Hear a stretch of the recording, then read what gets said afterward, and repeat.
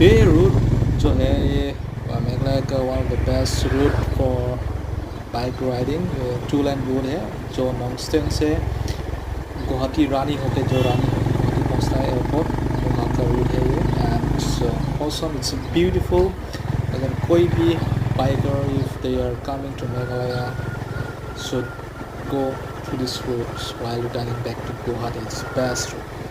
If you see, I'm driving the Honda Cb350 Hness. It's the best bike. जो इस bike trip में जो मुझे अच्छा लगा कि इसका जो परफॉर्मेंस है it's outstanding, it's handling outstanding, इसका थम जो है it's beautiful and I like driving this bike.